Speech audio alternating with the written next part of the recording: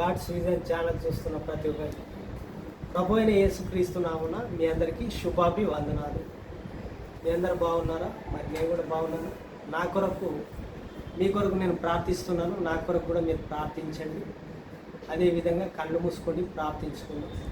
స్తోత్రం స్తోత్రం నైనా పరిశుద్ధుడా, మహోన్నతుడా, సర్వోన్నతమైన దేవ, కృపగల తండ్రి, జ్ఞానం చేత ప్రభు నీ కృప చేత జ్ఞానం చేత నడిపించమని అడుగుతున్నాను తండ్రి. మరి ఆరాధనలో కానీ, మరి ప్రభు పాటలలో కానీ ప్రభు, అదేవిధంగా వాక్యంలో కానీ నీ పరిశుద్ధాత్మ చేత నడిపించబడమని నజరేయుడైన యేసే నామములో అడుగుతున్నాం పరమ తండ్రి, ఆమేన్. మహిమ ఘనతకు అర్హుడవు నీవే నా దైవము, సృష్టికర్త ముక్తిదాత, సృష్టికర్త ముక్తిదాత, మస్తుతులకు పాత్రుడా, ఆరాధనా నీకే, ఆరాధనా నీకే. మన్నాను కురిపించినావు, బండ నుండి నీళ్ళిచ్చినావు. మన్నాను కురిపించినావు, బండ నుండి నీళ్ళిచ్చినావు. యెహోవా ఈరే చూచుకొనుము, యెహోవా ఈరే చూచుకొనుము, సర్వము సమకూర్చుము, ఆరాధనా నీకే, ఆరాధనా నీకే. వ్యాధులను తొలగించినావు, మృతులను మరిలేపినావు. వ్యాధులను తొలగించినావు, మృతులను మరిలేపినావు. యెహోవా రాఫా స్వస్థపరచును, యెహోవా రాఫా స్వస్థపరచును, నన్ను స్వస్థపరచును, ఆరాధనా నీకే, ఆరాధనా నీకే. ఆమె కళ్ళు మూసుకొని ప్రార్థించుకుందాం. స్తోత్రం స్తోత్రం స్తోత్రం నాయన పరిశుద్ధుడా, మహోన్నతుడా, పరమ తండ్రి, ప్రభువా తండ్రి, నీ కృప చేత నీ జ్ఞానం చేత ప్రభు నడిపించుకొని అడుగుతున్నాం తండ్రి. అదేవిధంగా తండ్రి నీ పరిశుద్ధాత్మ చేత ప్రభువా మరి వాక్యాన్ని ధ్యానించినప్పుడు ప్రభువా నీ పరిశుద్ధాత్మ దేవ ప్రభువా నీ అనుగ్రహంతో ప్రభువా మరి మంచి ప్రభువా వాక్యాన్ని ధ్యానించుకునే జ్ఞానాన్ని నాకు ఇచ్చినందుకు కృపని జ్ఞానాన్ని దయచేయమని నజరేయుడైన యేసు నామములో అడుగుతున్నాం పరమ తండ్రి, ఆమేన్. ప్రభు అయిన యేసుక్రీస్తు నామములో మీ అందరికీ శుభాభివందనాలు. ఈరోజు మరి ప్రభు అయిన యేసుక్రీస్తు వారు చెప్పిన ఉపమాన రీతిగా మరి 10 మంది కన్యకల గురించి చెప్పారు. బుద్ధి గలవారు, బుద్ధి లేని వారు. మనము అది ధ్యానించుకుందాం. మత్తయి సువార్త 25వ అధ్యాయము అది ఒకసారి చదివి మనము ధ్యానించుకుందాము.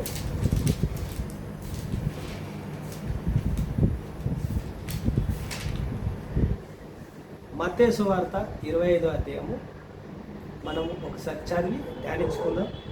పరలోక రాజ్యము తమ తీటీలను పట్టుకొని పెళ్లి కుమారుని ఎదుర్కొనుట బయలుదేరి 10 మంది కన్యకల వలె పోలి ఉన్నది. అంటే పరలోక రాజ్యం ఎలా ఉందంటే పెళ్లి కుమారుని ఎలా అయితే ఎదుర్కొని వస్తుందో మరి 10 మంది కన్యకల వలె ఉన్నదట, పోలి ఉన్నదట. మరి ఆ రకంగా మనము చూసుకొని మరి వాళ్ళు ఏం చేశారంటే బుద్ధి గలవారు, బుద్ధి లేని వారు అని ఉన్నారని చెప్తున్నారు. అంటే వీరిలో 5 బుద్ధి లేనివారు, 5 బుద్ధి గలవారు. బుద్ధి లేనివారు తమ తీటీలను పట్టుకొని తమతో కూడా నూనెను తీసుకొని పోలేదు. బుద్ధి లేని వారు ఏం చేశారట, మరి ఆ నూనె అనేది దీటీలు పట్టుకొని పోయారు, కానీ అందులో నూనె మాత్రం మర్చిపోయారు. నూనె మర్చిపోవడం వల్ల వాళ్ళు బుద్ధి లేని వారు ఏం చేశారంటే బుద్ధి లేక దీటీని పట్టుకొని పోయారు. దీపాన్ని పట్టుకొని మరి దీపానికి సంబంధించింది దీటిని పట్టుకొని పోయారు, కానీ అందులో నూనె మర్చిపోయారు. మరి బుద్ధి లేని వారు. బుద్ధి గల వారు ఏం చేశారంటే బుద్ధి గలవారు తమ తీటులతో కూడా సిద్ధోనులో నూనెను తీసుకొని పోయారు. బుద్ధి గలవారు సిద్ధోనులో నూనెని తీసుకొని పోయారట. మరి బుద్ధి గలవారేమో నూనె తీసుకెళ్ళలేరు. ఇక్కడ ఏమవుతుంది, సిద్ధోనులో నూనెని బుద్ధి గలవారు తీసుకొని వెళ్ళారు కన్యకలు. పెళ్లి కుమారుడు ఆలస్యం చెయ్యగా వారందరూ కునికి నిద్రించి చూడేది. అంటే పెళ్లి కుమారుడు రాబోతున్నాడు ఆలస్యకరంగా, వారందరూ ఏం చేశారు? కునికి నిద్రించారు. ఆ 10 మంది కన్యకలు నిద్రించారు. మరి అప్పుడేమైంది? అర్ధరాత్రి వేళ ఇదిగో పెళ్లి కుమారుడు అతన్ని ఎదుర్కొన్న రండి అని కేక వినబడారు. అంటే పెళ్లి కుమారుడు రాబోతున్నాడు, మీరు లేవండి, ఎదుర్కొనండి అని ఒక శబ్దము వినిపించింది. అప్పుడు ఆ కన్యకలందరూ లేచి తమ దీటీలను చక్కబరిచిరి. కానీ బుద్ధి లేని ఆ కన్యకలలో మా దీటీలు ఆరిపోవచ్చున్నవి కనుక మీ నూనెలో కొంచెము మాకియ్యండి అని బుద్ధిగల వారిని అడిగిరి. అందుకు బుద్ధిగల కన్యకలు మాకును మీకును ఇది చాలదేమో, మీరు అమ్మేవారి యొద్దకు పోయి కొనిడని చెప్పిరి. అంటే ఇక్కడ ఏమైందంటే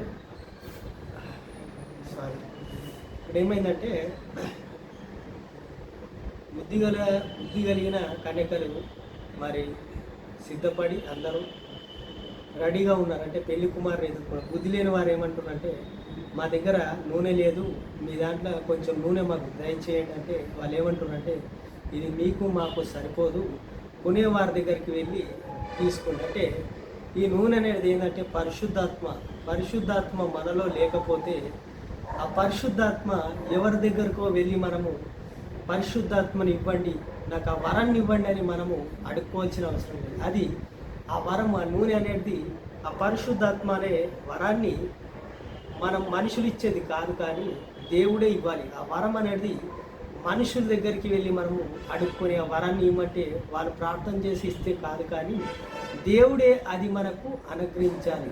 దేవుడికి మహిమ కలుగును గాక. అంటే ఇక్కడ నూనెని అడిగినప్పుడు, నూనె అంటే పరిశుద్ధాత్మ మనలో ఉండాలి. పరిశుద్ధాత్మ అంటే నూనె. వాళ్ళు సిద్ధపాటులో ఉన్నారు, ప్రార్థనలో ఉన్నారు, వాక్యంలో ఉన్నారు, కానీ వారిలో నూనె లేదు, అంటే తేమ లేదు, అంటే లోతు లేదు. అంటే ఆత్మ జ్ఞానము లేక వారు బుద్ధిహీనులై ఉన్నారు, బుద్ధి లేని కన్యల వారే ఉన్నారు. కాబట్టి ప్రభు చెప్తా ఉన్నారు, కొనేవారి దగ్గరకు వెళ్ళి అమ్మేవారి దగ్గరికి వెళ్ళి, అంటే నువ్వు సంపాదించుకో అని చెప్తున్నట్టే ఉపమాన రీతిగా నువ్వు సాధన చెయ్యని ప్రభు చెప్తా ఉన్నారు. వారు చుండువారుగా పెళ్లి కుమారుడు వచ్చాను.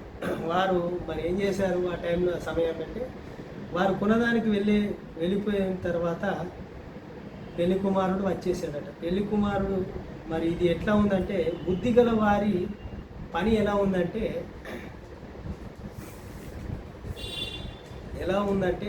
బుద్ధి కలిగిన వారు కన్యకలు, అంటే బుద్ధి కలిగి జ్ఞానం కలిగిన కన్యకలు జ్ఞానం ఎలా ఉందంటే, మరి ప్రభు మనకు ఇంకొక రిఫరెన్స్ చెప్తున్నాడు.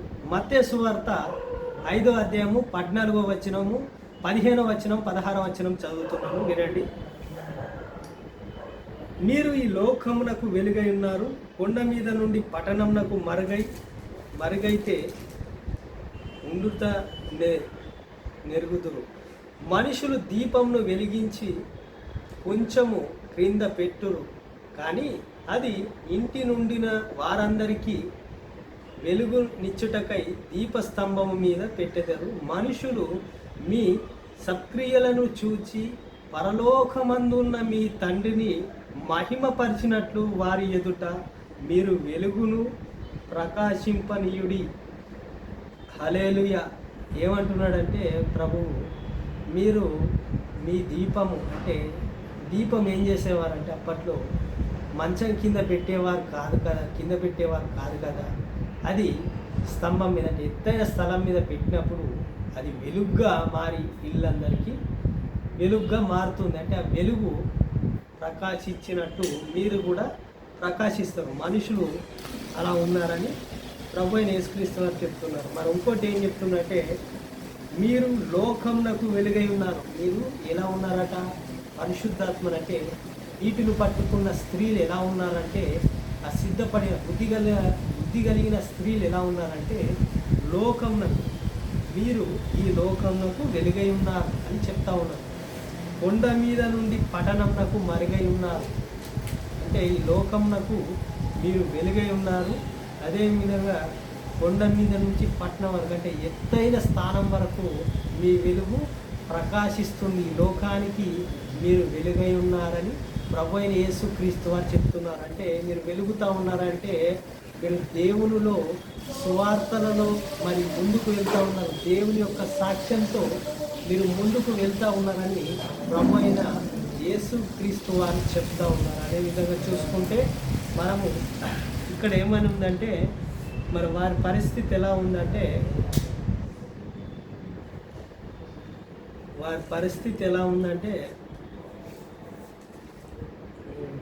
అమ్మిన వారి దగ్గరికి పోయే లోపలికి వాళ్ళు అంతటా తలుపు వేయబడెను.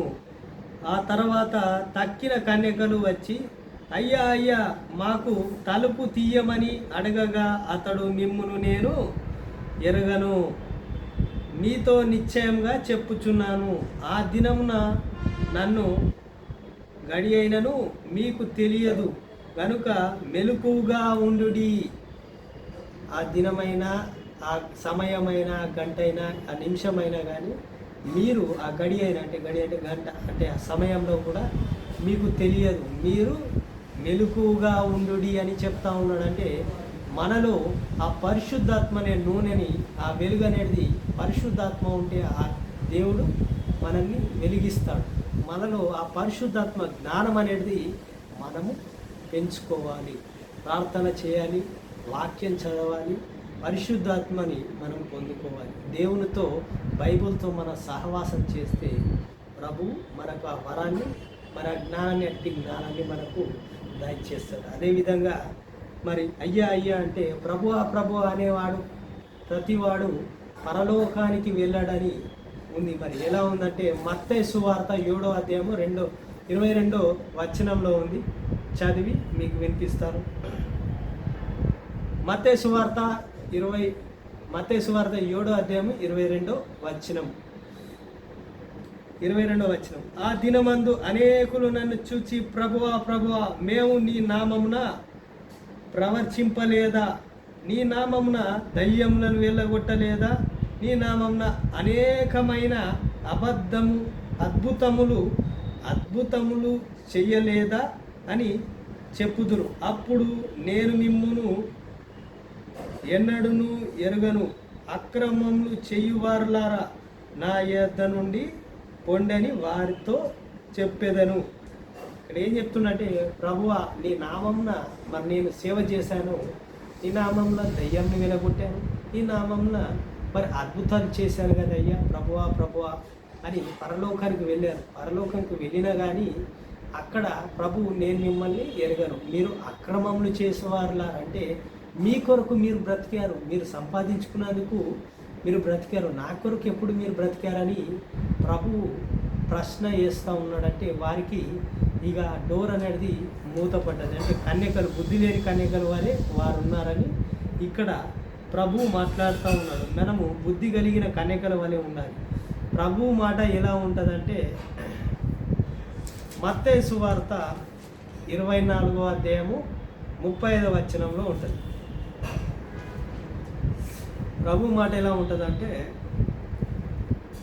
ఆకాశము భూమియు గతించిన కానీ నా మాట ఏమాత్రము గతింపవు. ప్రభు ఏమంటున్నాడు, ఆకాశము భూమియు గతించినా కానీ నా మాట మాత్రము ఏమాత్రము గతించదు అని ప్రభు సెలవిస్తుంది. అందువలన మనము బుద్ధి కలిగిన కన్యకల వలె ఉండి, బుద్ధి కలిగిన వారి లెక్క ఉండి ఆ దీటిని పట్టుకొని, ఆ దీటిని అనేది ఏంటంటే ఆ దీటి అనేది ప్రార్థన, మరి ఆ సిద్ధోన్ అనేది వాక్యము, ఆ నూనె అనేది పరిశుద్ధాత్మ.